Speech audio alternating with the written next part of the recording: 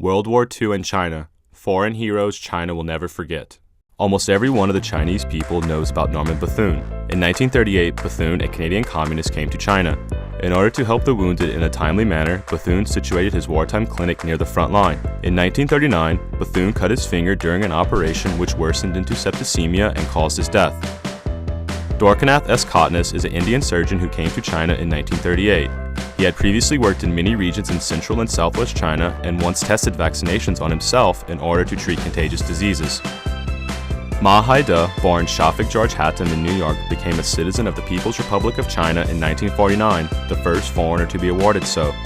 Ma was a Chinese public health official during and after World War II, treating high-profile patients. The aforementioned are army surgeons. There are also fearless journalists who transmitted information about China's fight against the Japanese to the outside world. Agnes Smedley traveled all over China in order to write stories for Western media. Edgar Snow was the author of Red Star Over China. The book is an account of the Communist Party of China written when they were a guerrilla army still unknown to Westerners. The book was first published in London in 1937 and then became a bestseller published in almost 20 languages. Anna Louise Strong traveled throughout China and other parts of Asia in the late 1920s.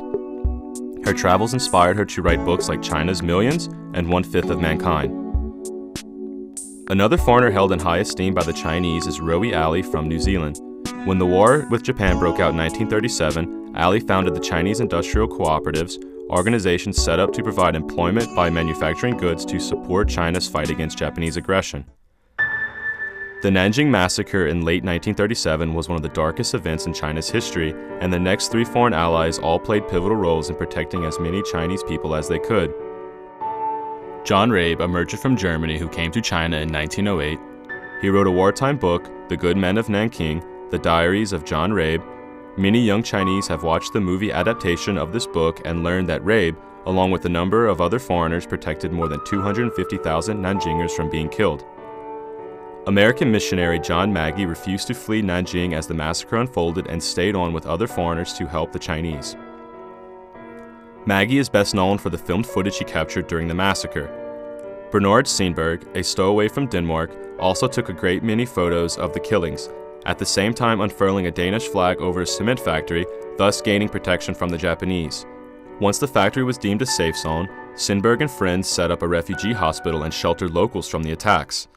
The last foreign hero is American military aviator Lieutenant General Claire Lee Chennault, who aided Chinese forces in fighting against Japan by helping establish and command the Flying Tigers. These 11 foreign heroes, representing foreigners coming to China during World War II, will always be remembered by the Chinese people.